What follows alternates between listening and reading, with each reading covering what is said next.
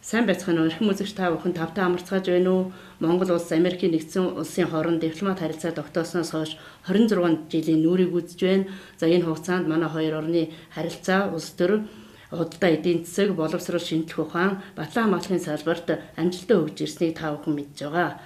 За байнгын элчин сайдын яамдын хувьд Монгол улс Вашингтонд 1989 онд, Америкийн нэгдсэн улс Улаанбаатарт 1988 онд элчин сайдын яамаа нээсэн байгаа.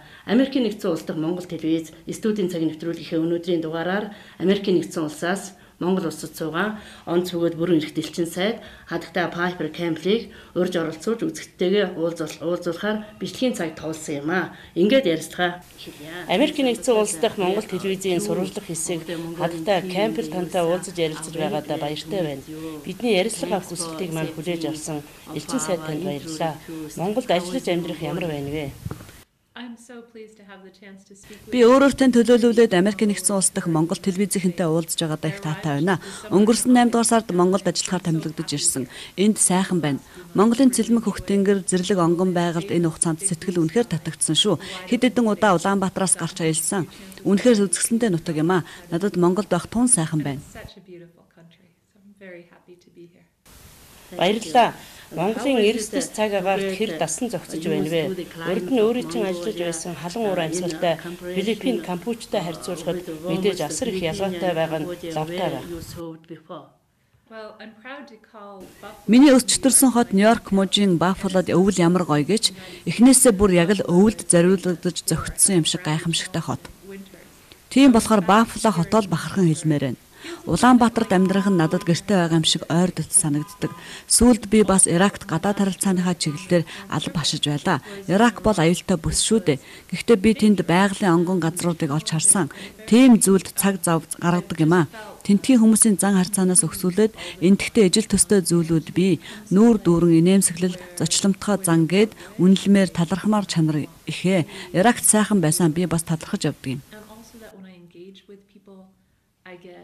Big smiles. I get a sense of welcome and coming from Iraq. That's very appreciated. Өөрийн чинь интернетэд байрлуулсан видео танилцуулга надад маш сайхан сэтгэл төрүүлсэн. Та Монгол өгнүүд ажгүй хэлсэн байна лээ. Яг одоо танд эх орноосоо асаж суугаа Монгол амт нүдтэй хандаж сэтгэлийн сайхан үг хэлэх боломж тохиож байна.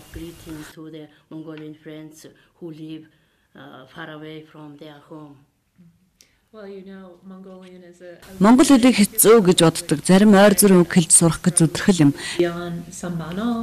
I'm working on the Цагаансар greetings of Сайн байна уу? Цагаан сартай холбоотой сар шинийн мэд хүргэе, сайхан шинлээрэ гэсэн мэдчилгээний хэдэн үгтэй би. Хэлэхэд хэцүү гэж манай элчин сайдын яаманд олон монгол ажилладаг болохоор хоорондоо монголоор ярих нь чухал юм шүү гэж би хэлдэг. Тэдэнтэй монголоор ойлголцох надад мэдээж хүнд. Ер нь хэл гэдэг соёлын цонх болсон харагдаж байгаа юм. За одоо би Америкт байгаа монголчуудад англиар үг хэлье. Та бүхэн бол Монгол улс Америкийн нэгдсэн улсын харилцаанд чухал үүрэг гүйцэтгэж байгаа хүмүүс. Монгол Америкийн иргэд хоёр орноо бас бие биенээ үнэхээр сайн ойлгох учиртай улс. Та бүхнийг хоёр ард түмнийхээ дунд гүүр болоосоо гэж хүсэж байна. Одоо Америкчуудын тэн хагас нь Монголыг урдынхаасаа илүү сайн мэдж байгаа гэж ойлгож байна. Өөрөөр хэлбэл Монголын тухай өргөн мэддэг болжээ. Монголчууд та бүхэн Америкт байснараа Америкийн туршлага ололт амжилтыг нүдэрээ үзэж илүү ойлгож байгаа улс шүү.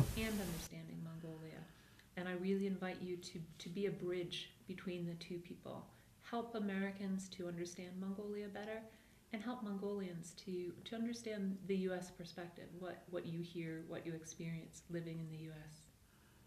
Thank you very much. Ms. Ambassador, you said that you would seek opportunity to develop. За баярлалаа. Та Монголд Америкийн нэгдсэн улсын элчин сайдаар ажиллаж байх хугацаанд хоёр орны бизнесийн боломжуудыг бий болгох талаар ярьсан байсан. Энэ талаар бодож төлөвлөсөн санаагаа бидэнтэй хуваалцахгүй юу? With your plans to do? Well, my perspective is that we're just on the cusp. Монгол улс Америкийн нэгдсэн улсын хооронд дипломат харилцаа тогтоосны 25 жилийн ойг бид тэмдэглэж өнгөрүүлсэн. Өнгөрсөн хугацаанд хоёр талын чухал зорилт бол Монголыг хөгжүүлэх явдал байлаа. Тийм ч учраас бид хөгжлийн тусламжийг илүү олсон. Америкийн нэгдсэн улс Монгол улсад энэ 25 жилийн хугацаанд хагас тэрбум Америк долларын тусламж олгосон байдаг юм а. Монголын хувьд байгалийн баялагын нөөцөөр өсрөнгөө эдийн засагтаа болж цаашид өсч тэлэх өргөн боломж нээгдэж байна. Тийм болохоор энэ цаг үе бол хамтран ажиллах харилцааны тохиромжтой үе. Бид хамтдаа аль салбарт маш сайн ажилласан. Харин одоо эдгээр ололт амжилтуудаа тулгуурлан хоёр талын харилцаанд бодит хөрөнгө оруулалт, технологийн урсгал нэмэгдүүлэхийг хүсэж байна. Америкийн компаниуд Монголд чанарыг оруулж ирэх ёстой. Худалдаа бизнесийн томоохон төслүүдэд жинтэй хөрөнгө оруулах нь манай хоёр улсад аль алинд нь хамтдаа урагшлах зам тавьж өгнө гэдэгт бас итгэдэг.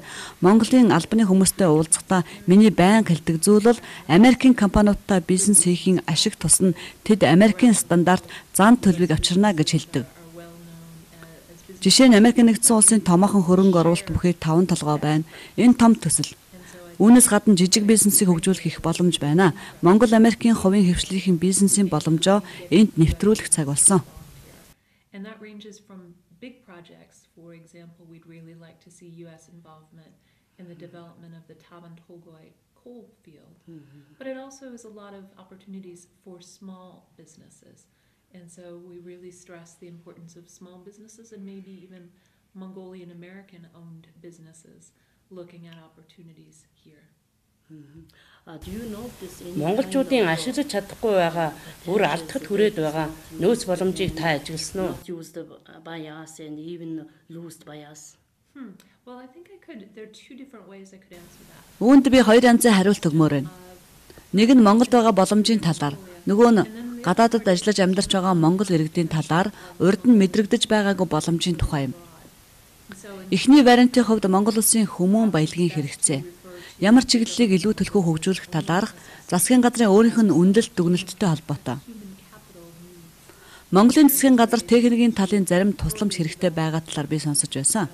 Жишээ нь уул уурхайн салбарын хөгжилд инженерчлэл, технологийн гэх мэт тусламж хэрэгтэй байгаа.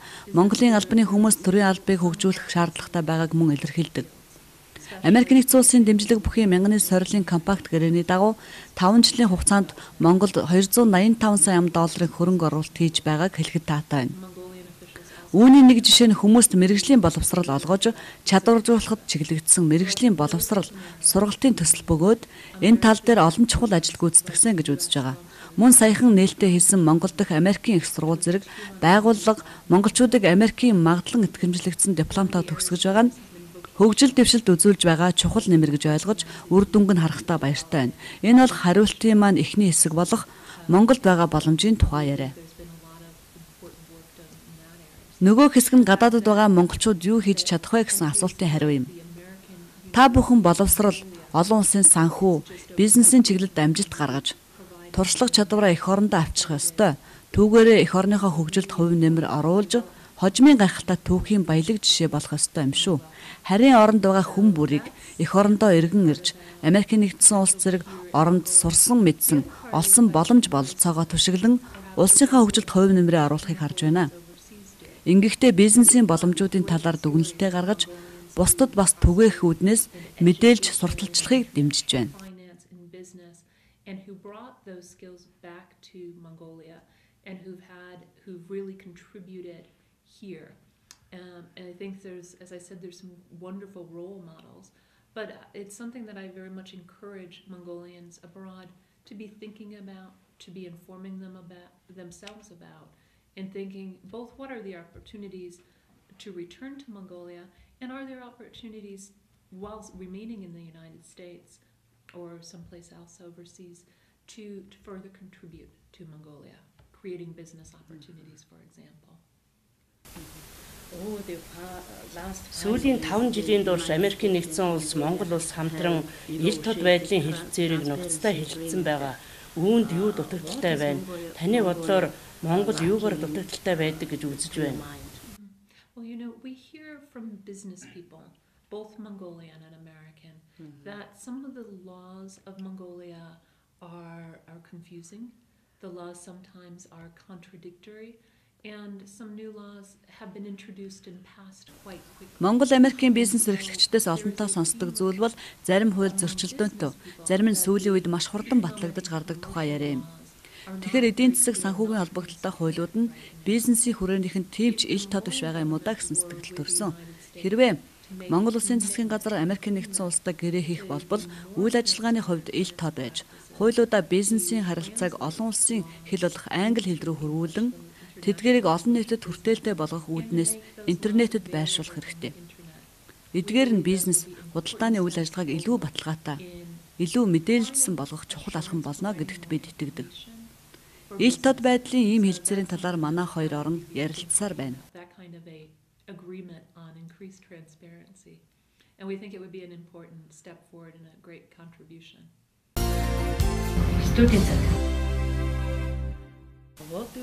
Мөн та Монгол Америкийн иргэд хоорондын хэлхээ холбооны талаар бодлоо хэлээч бид чинь 150 жилийн түүхт харилцаатай улс бидтэй. We do. In fact, I understand the US National Archives track some of the earliest US visitors. Тийм шүү дээ. Америк нэгдсэн улсын үндэсний архивын материалаас харж байхад саяын таны хэлснээр 150 жилийн өмнө Монгол хүн Америкт ирж байсан байгаа юм. Тэгэхээр одоогийн бидний харилцаа бол шинэ биш. Харин сайхан хөгжиж байгаа харилцаа юм. Монголчууд Америкт очих, Америкчууд Монголд ирнэ гэдэг чинь жирийн иргэдийн хоорондын хэлхээ холбоог харуулж байгаа юм. Энд би Америкийн Инх тайвны корпусын сайн дурынхныг дурдмаар байна. Монголд Инх тайвны корпусын 140 гаруй ажилтан ажиллаж Монголын жинхэнэ амьдралыг өөрсдийн биеэр туулж үзэж байна. Бид бас солилцооны том хөтөлбөр хэрэгжүүлдэг. Fulbright-ийн сан гэдэг солилцооны том хөтөлбөр байдаг. За тэгээд олон нийтийн үйл ажиллагааг дэмжсэн хөтөлбөрүүд, англи хэлээ сайжруулах зорилго бүхий ахлах сургуулийн сурагчдын солилцооны хөтөлбөр гэд нэрлээд байвал олон бий. Монгол орныг аялал жуулчлахад таатай газар гэж CNN, National Geographic-ын сурталчилсныг мэдэж байна. Ийм сайхан газар ирж сурахад тааламжтай. Одоогийн цаг үеийнхнэр энэ нь иргэдийн хэлхээ холбоо үргэлжсээр байна гэсэн үг. Wide range of publications in the United States talking about Mongolia as a new tourist destination. So when you've got CNN and National Geographic saying Mongolia is a great place to come to see, to learn about, that I think just is going to continue the flow of people-to-people exchanges. Since the establishment of the diplomatic 1987 онд Монгол улс Америкийн нэгдсэн улсын хооронд дипломат харилцаа тогтоосноос хойш улс төрийн өндөр түвшний харилцаа эрс идэвхжиж ирсэн.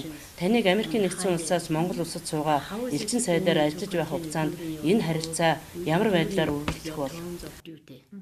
We have indeed had some really important visits over the last couple of years with the president's meeting in Washington. We've had Өнгөрсөн жилүүдэд өндөр түвшний хэд хэдэн айлчлал боллоо. Ерөнхийлөгч нар маань Вашингтон хотод уулзаж, дэд ерөнхийлөгч Байден Улаанбаатарт айлчсан. Америкийн нэгдсэн улсын төрийн нарийн бичгийн дарга асан Хиллари Клинтон өнгөрсөн 100 мөн Монголд айлчлаа. Цаашдаа ч Америкийн сонирхлыг шингээсэн дээд түвшний айлчлал болох баха. Бас Азийн сонирхлыг шингээсэн айлчлалууд ч болох бах. Монголчууд Америкт очиод сайн түншээ олж, Америк болон Азийн сонирхлын бодлогоороо шууд ярилцах боломжтой. Айл ал талынхаа ашиг сонирхлыг дээдлсэн байх учиртай. Америкийн нэгдсэн улсын ерөнхийлөгчээр 2 дахь удаага сонгогдсон ноён Обама Монгол улсад айлчлал хийх болов уу? Ямар ч элчин сайд хүн өөрийн орны тэргүүнээс суугаа улстай айлчлуулахыг боддгоо. Ерөнхийлөгч Обамагийн хувьд Азийг сонирхдаг. Бодсны дагуу өндөр түвшний айлчлал болох байхаа гэж бодож байгаа. Thank you. Танаас би одоо Америкийн монголчуудын байнга асууж сонирхож байдаг нийтлэг нэг зүйлийг асуух гэсэн юм. Энэ бол Америкийн виз олголтын асуудал. Энэ тал дээр та юу хэлэх бол? Would you say something about it? I'm glad that you asked me about visas because I think that there's so many myths and misconceptions. Америкийн визийн талаар ярихад таатай байна. Визэн дээр маш олон асуудал, үл ойлгосон алдаатай зүйлүүд байдаг. Би ерөнхий байдлыг энд хэлмээр байна. Америкийн нэгдсэн улсын элчин сайдын яамны консулын хэлтэс янз янзын зорилгоор Америкийг зорж байгаа Монголын мянган хүмүүст виз олгож байна. Сүүлийн үед бизнесийн харилцаа өргөжхийн хэрээр бизнесийн виз хүсэгчид олширч байна. Ер нь визийн олон төрөл бий. Эдгээрээс бизнесийн виз, аялан жуулчлах, сурч боловсрох чиглэлээр виз хүсэгчид нэмэгцээр байгаа юм а. Энд нэг чухал зүйлийг хэлэхэд Америкийн нэгдсэн улсад амьдарч байгаа хүн ар гэрийнхнийгээ аваачихыг хүсч байвал зайлшгүй ойлгох зүйл байна. Элчин сайдын яамны консулын ажилтан аялахыг зорж байгаа уг хүнээс Америкт очих зорилгыг нь асуухын хамт эх орондоо эргэж ирэх баталгааг нь чухалчилдаг. Өөрөөр хэлбэл эх оронтой нь холбож үзнэ. Энэ нь Америкт үлдэж удаан хугацаагаар байж болох эсхийг нь хянана гэсэн үг юм.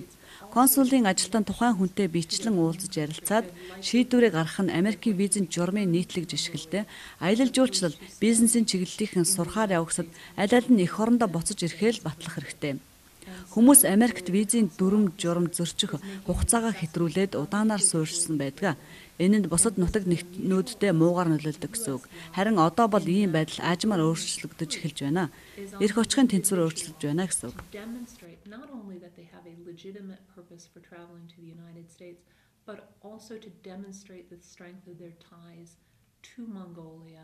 Бидний ярилцлага өндөрлөх гэж байна. Миний асуугаагүй таны хэлхийг хүссэн зүйл танд байна уу? Thank you. I understand that the Mongolian community in Virginia is Баярлалаа. Арlington суугаа монголчуудыг би их итгэв санаачлагтай хүмүүс юм уу гэж бодож байгаа. Тэд цагаанслаар зэрэг баяруудаа тэмдэглэж өнгөрүүлсэн байгаа нь лавтай. Олон түмэндээ хэрэгтэй. Улам олон сайхан зүйл хийх хэрэгтэй. Мөн хоёр орны дунд олон түмний тусын тулд гүүр болж байх ёстой юм шүү. За ингээд манай нэвтрүүлэг цаг зав гаргасан явдал танд их баярлалаа. Ярилцлагын маань хариултууд тун сайхан боллоо. Танд баярлалаа. Thank you.